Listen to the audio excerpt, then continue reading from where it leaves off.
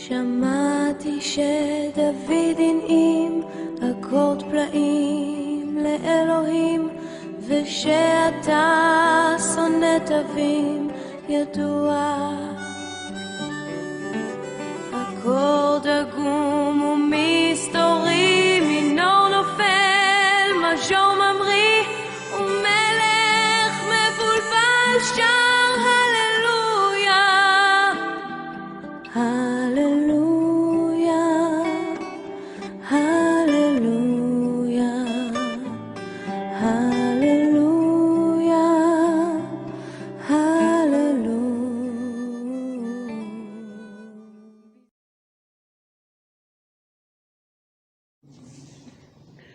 खुदावंद के मुक़द्दस कलाम में से हम पढ़ेंगे मुक़द्दस पतरस का पहला आम ख़त, उसका पहला बाब 13वीं आयत से आयत नंबर 21 तक।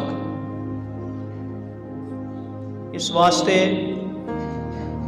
अपनी अकल की कमर बांध कर और होशियार होकर उस फजल की कामिल उम्मीद रखो जो यीशु मसीह के ज़हूर के वक़्त तुम पर होने वाला है, और फरमाबरदार फर्जंद होकर अपनी जहालत के ज़माना की पुरानी ख्वाहिशों के ताबे ना बनो, बल्कि जिस तरह तुम्हारा बुलाने वाला पाक है उसी तरह तुम भी अपने सारे चाल चलन में पाक बनो, क्योंकि लिखा है कि पाक हो इसलिए कि मैं पाक हूँ।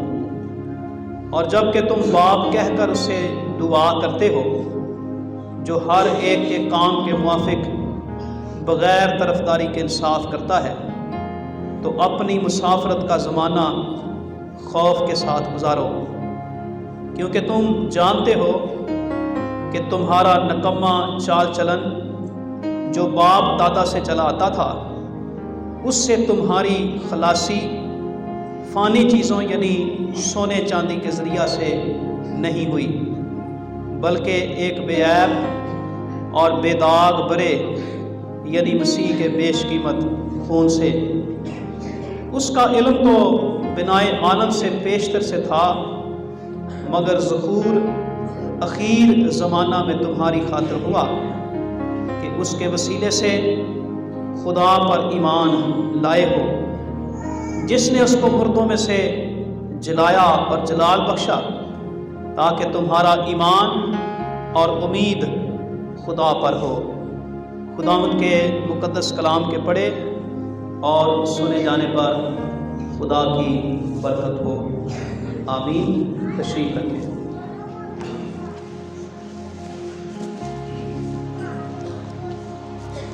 मेरे अज़ीज़ों, आज के दिन थोड़ी देर के लिए हम जिस हिस्से पर गौर करने की कोशिश करेंगे ये पाकीज़ा ज़िंदगी गुजारने की तलकीन है।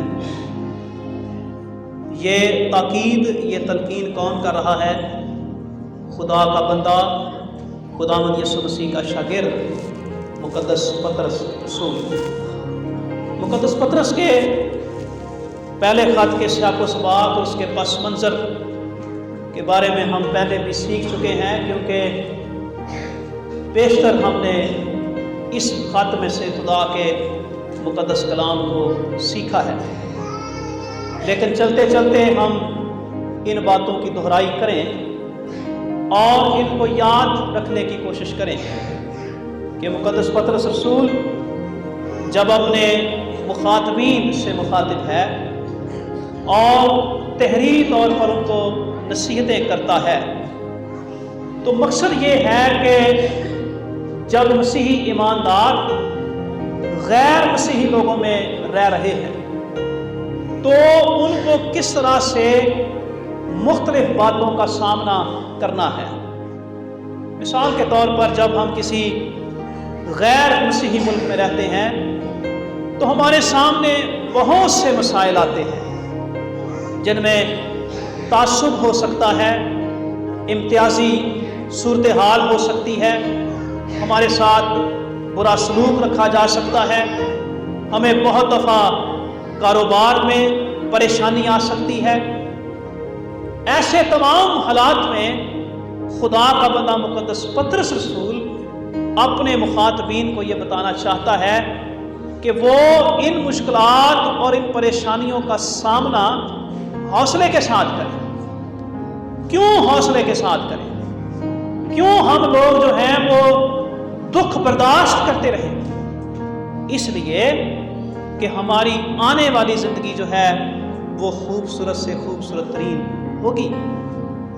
کل کے دن ہم ایک میموریل سروس کی عبادت میں تھے، بہت سے لوگ وہاں پر موجود بھی تھے، اور میں نے سیکھا اور بتانے کی کوشش کی کہ خدا کا بندہ مقدس پولس رسول اپنے عزیز شاگرد تموتھیوس کو نصیحت کرتا ہے۔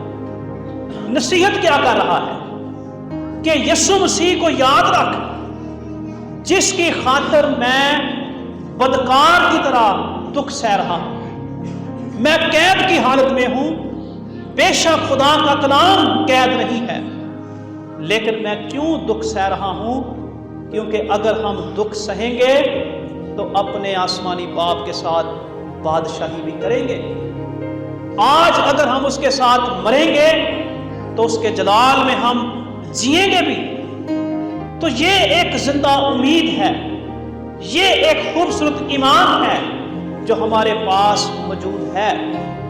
اور خداوند یسوع مسیح کے شاگرد جنہوں نے خداوند یسوع مسیح کو روبرو دیکھا، وہ اپنے مخاطبین کو یہ نصیحت کرتے ہیں کہ وہ اپنی زندگی کو اس امید کے ساتھ بسر کریں، دکھ برداشت کرنا پڑے دکھ برداشت کریں، آزمائشوں میں سے گزرنا پڑے ان میں حوصلے کے ساتھ گزریں، کیونکہ ہمارا اجر آسمان پر بہت بڑا ہے۔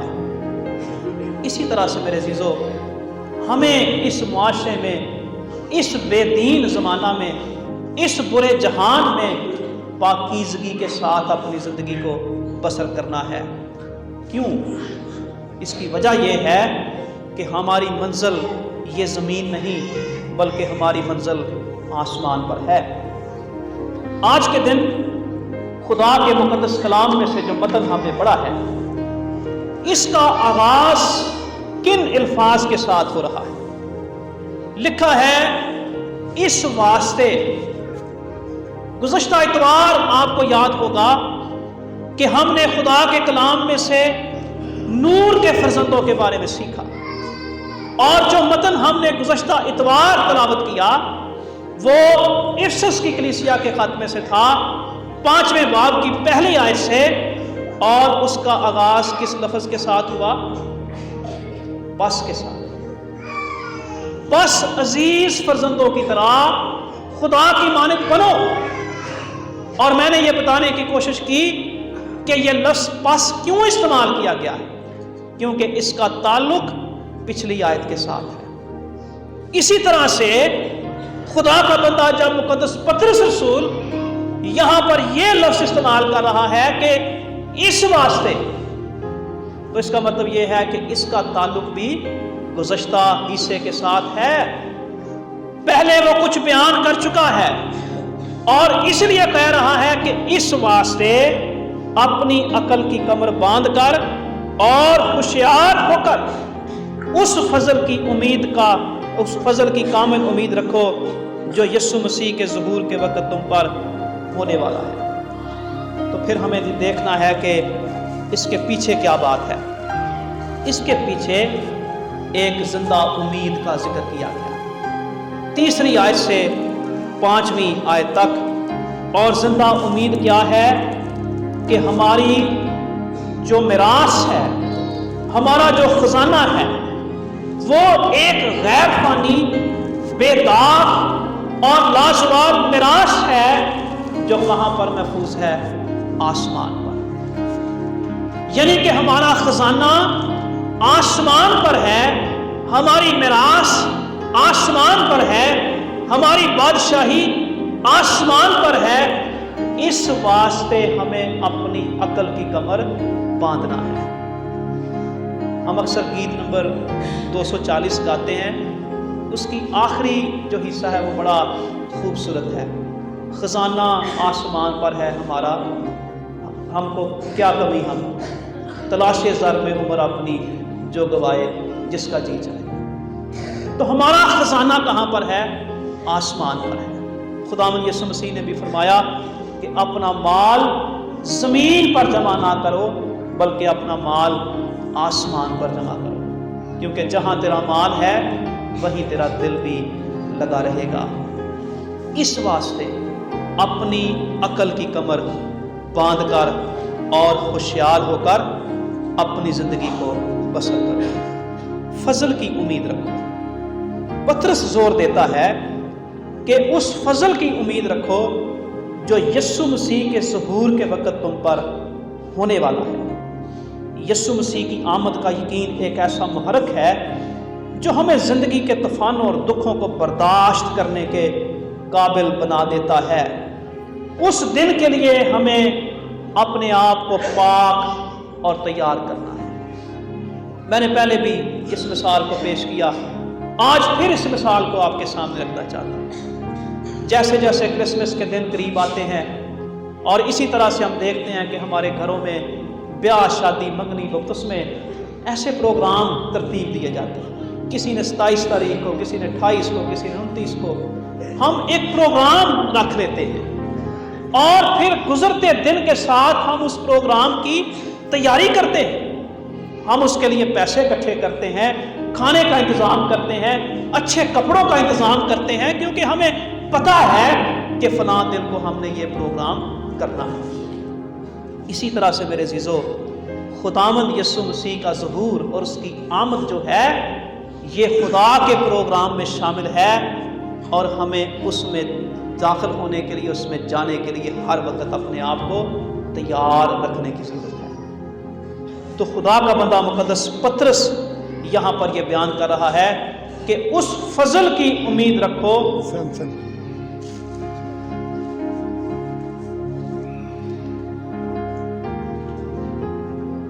اس فضل کی امید رکھو جو خداوند یسوع مسیح کے ظہور کے وقت، یعنی کہ جب خداوند یسوع مسیح آئیں گے تو اس وقت ہمیں جو فضل ملے گا اس کے لیے ہمیں اپنی عقل کی کمر باندھنا ہے. اپنی عقل کی کمر باندھ کر، یہ ایک بڑا دلچسپ طرز بیان ہے. پرانے زمانہ میں لوگ لمبے چوگے پہنتے تھے.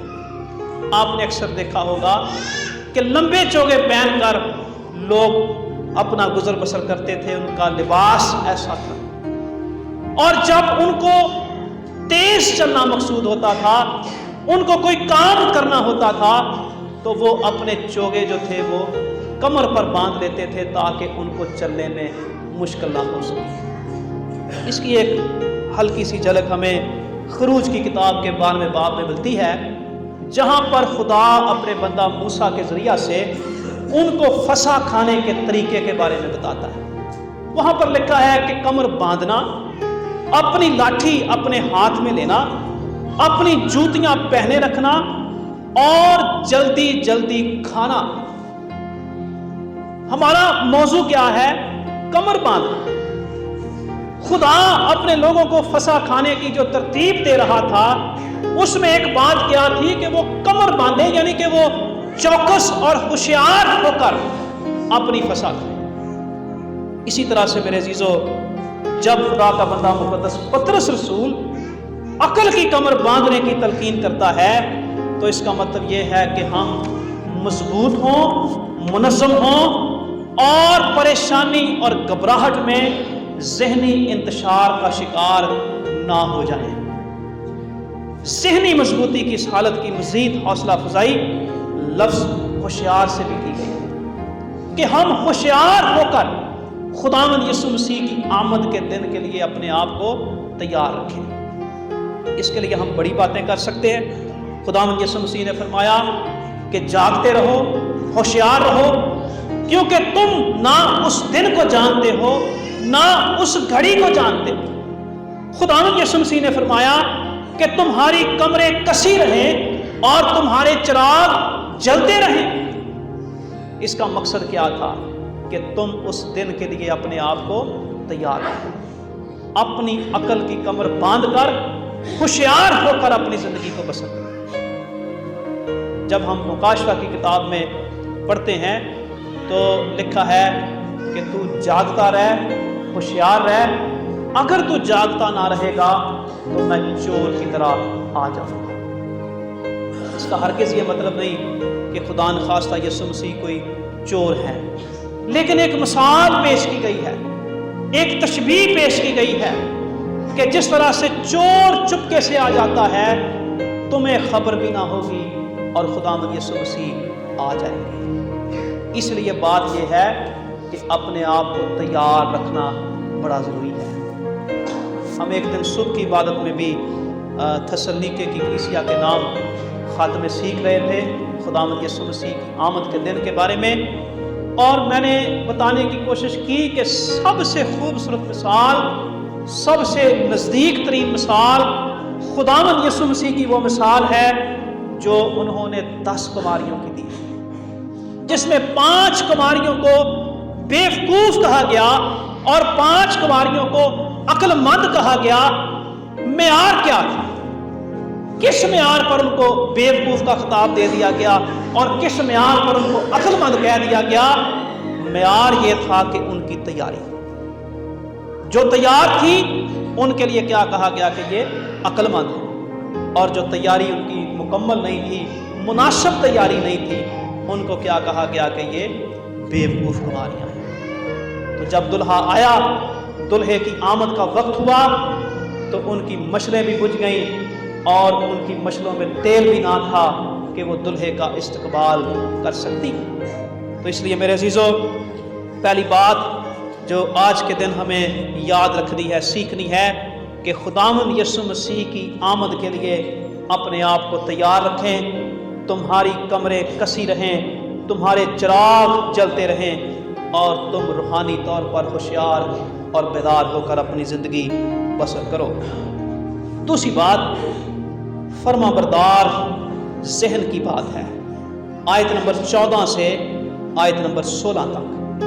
فرما بردار فرزند کو اپنی پرانی زندگی کے گناہوں کے مرتکب نہیں ہونا چاہیے۔ اب چونکہ وہ مسیحی ہیں، اس لیے ان کو اپنی زندگی اس کے نمونے پر ڈھالنا ہے جس کے نام سے وہ کہلاتے ہیں، یعنی کہ ہم مسیحی خداوند یسوع مسیح کے نام سے کہلاتے ہیں۔ میں چند دن پہلے یہ بات سن رہا تھا، اور آپ کو بہت سے لوگوں کو بھی اس کا علم ہوگا کہ اب یہ پاکستان میں بھی قانون بن چکا ہے کہ اگر کوئی ہمیں عیسائی کہے تو ہم اس کے خلاف عدالت میں جا سکتے، وہ ہمیں عیسائی نہیں کہہ سکتے، لیکن ہم مسیحی کہلانا پسند کرتے ہیں۔ لیکن کیا ہم مسیح کی طرح اپنی زندگی کو ڈھالنا پسند کرتے ہیں؟ خدا کا کلام ہم سے تقاضا کرتا ہے کہ ہم جس کے نام سے کہلائے جاتے ہیں، ہم اس کی طرح اپنی زندگی کو ڈھالنے کی کوشش کریں۔ اگر ہم بے دین دنیا کے سے کام کرتے ہیں تو ہم اپنے آسمانی مرتبے کا انکار کرتے ہیں۔ جو کام جہالت کے زمانہ کے ہیں، اب انہیں ترک کر دینا چاہیے، کیونکہ اب ہمارے ذہن و قلب پاک روح سے منور ہو گئے ہیں۔ رومیو کے نام خط میں لکھا ہے، رات بہت گزر گئی ہے، اب دن نکلنے والا ہے، پس تاریکی کے کاموں کو ترک کر کے روشنی کے ہتھیار بنو۔ جیسا دن کو دستور ہے، شائستگی سے چلو، نہ ناچ رنگ سے، نہ نشہ بازی سے، نہ لڑائی جھگڑے سے، نہ حسد سے، نہ تفرقے سے، بلکہ خداوند یسوع مسیح کو پہن لو۔ جسم کی خواہشوں کے لیے تدبیریں نہ کرو۔ تو رات بہت گزر گئی، میں نے پہلے بھی ذکر کیا کہ رات اور تاریکی جو ہے یہ گناہ کو ظاہر کرتی ہے، گناہ آلودہ زندگی کو ظاہر کرتی ہے۔ جتنا وقت ہم تاریکی میں گزار چکے وہی کافی ہے، اب ہمیں روشنی کے ہتھیاروں کو باندھنا ہے اور پرانی خواہشوں کے تابع نہیں بننا۔ جس طرح تمہارا بلانے والا پاک ہے، اسی طرح تم بھی اپنے سارے چال چلن میں پاک بنو، کیونکہ لکھا ہے پاک ہو اس لیے کہ میں پاک ہوں۔ احبار کی کتاب اس کا 11واں باب اس کی 44ویں آیت میں خدا نے فرمایا، اپنے آپ کو مقدس کرنا اور پاک ہونا کیونکہ میں قدوس ہوں۔ پرانے عہد نامہ میں پاکیزگی خدا کا معیار تھا۔ خدا نے ایک معیار مقرر کر دیا کہ ہمیں پاک ہونا ہے، لیکن سچائی کے روح کی آمد سے یہ روزمرہ کی خصوصیت بن گئی ہے۔ اب ہماری زندگی میں یہ خاصیت، یہ خصوصیت ہونی چاہیے کہ ہم پاک ہوں اور پاکیزگی کے ساتھ اپنی زندگی کو بسر کریں۔ آیت نمبر 17 میں پاکیزگی کی تلقین کرتے ہوئے ایک اور دلیل دی گئی۔ مسافرت کا زمانہ خوف سے گزارنے کی تلقین کی گئی ہے۔ کیوں؟ کیونکہ ایک معیاری عدالت آنے والی ہے جس کو ہم باپ کہہ کر دعا کرتے ہیں، وہ کسی کی طرفداری نہیں کرتا، بغیر طرفداری کے وہ انصاف کرتا ہے۔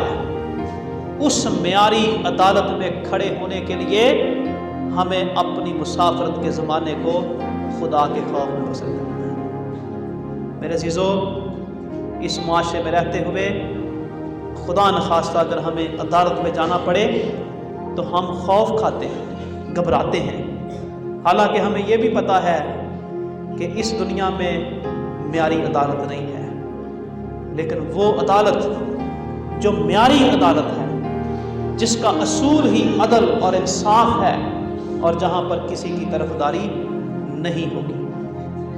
اس دلیل کو استعمال کرتے ہوئے مقدس پطرس رسول یہ کہنا چاہتا ہے کہ معیاری عدالت کے خوف سے اپنی مسافرت کا زمانہ خوف میں بسر کرو، ڈر کے ساتھ۔ 18 اور 19 آیت میں ہماری مخلصی کا وسیلہ سونا چاندی نہیں ہے، فانی چیزیں نہیں ہیں، بلکہ ہماری مخلصی اور کفارے کا وسیلہ ایک بے داغ اور بے عیب برے کا خون، خداوند یسوع مسیح کا خون ہے۔ اگر ہم اس حصے کو خروج کی کتاب کے 30ویں باب میں دیکھیں، خروج کی کتاب اس کا 30واں باب اس کی آیت نمبر 11 سے آیت نمبر 16 تک، تو وہاں پر ہمیں کچھ اصولات نظر آتے ہیں، اور یہ کفارے کا اصول ہے کہ جب کوئی اپنا کفارہ دینا چاہے تو وہ کچھ ادا کرے، اور لکھا ہے کہ ہر ایک جو نکل کر شمار کیے ہوں میں ملتا جائے، وہ مقدس کی مسکال کے حساب سے نیم مسکال دے۔